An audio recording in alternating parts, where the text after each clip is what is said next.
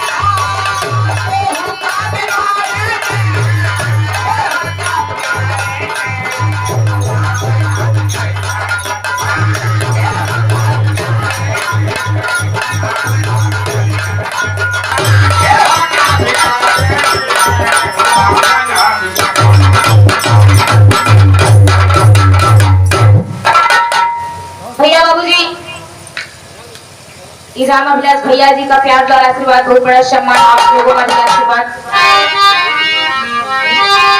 चलते चलते ये एक छोटी सी लोकगीत, अच्छा बातें तमाम सीखने को मिली,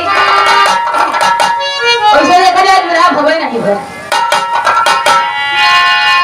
हमें तो गदा राम कैलाश गदा पंधारी सविता हमेशा गाया करती है, लेकिन आज हम लोग समय में बांटे तो हम लोगों ने कहा चलो घर मालिक की बात का इसका पालन किया जाए। बाकी गायक महोदय जी मैं आपका भी सम्मान करती हूँ, आइए एक लोकगीत, और बड़ी दीदी मैं आपका भी सम्मान करती हूँ।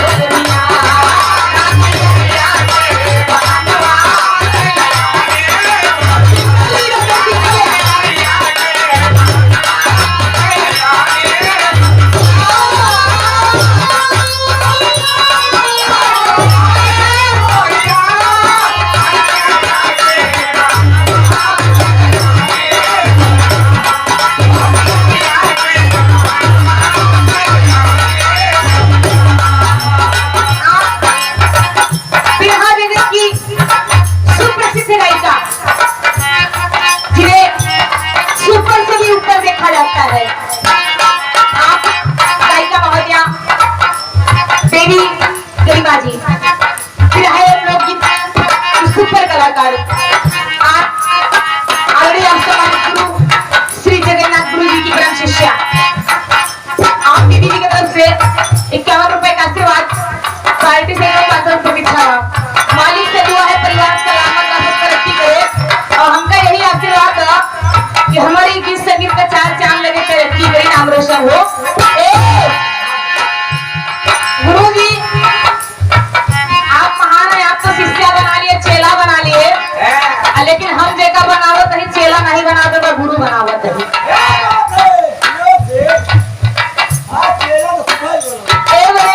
कि गुरु जी चेला सभी बनावत है, हम चेला ना बना गुरु बनावत। कि आज जो चेला हो गया भोजपुरी अच्छी विधा सीख ले आए तो गुरु में बहुत पछाड़ता है नहीं लागत बा। ये तो हमरो है अनिता धीरज, लेकिन हम कहीं भैया गाँव बजाओ खानदान के नाम रोशन करा, बदनाम भी करा बस कि अपने अखाड़े में एक कलौती उमा बैरागन जी थी, उनके बाद सविता सागर आई है और सविता के बाद आई है वो सपना पाल जी। ये हमारे अखाड़े की धरोहर है, हमारे अखाड़े का मान सम्मान है। हमारे अखाड़े में लेडीज गवैया गुरु जी के बनावत नहीं रहे, लेकिन हम उस समय से गावत है जब हैदर बब्बा रहे, उनके 3-4 साल पहले से गावत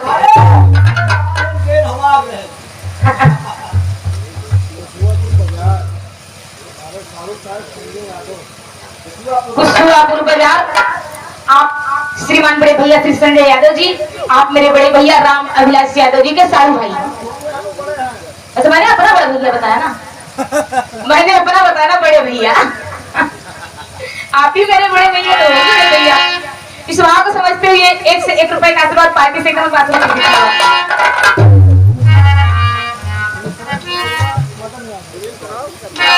मिश्रण का पूर्वा श्रीमान बड़े भैया श्री मदन यादव, जय यादव जय माधव। 1 रुपए का आशीर्वाद पार्टी से कम। देखिए 4-5 मिनट की होगी क्योंकि मेरी आखिरी गीत है।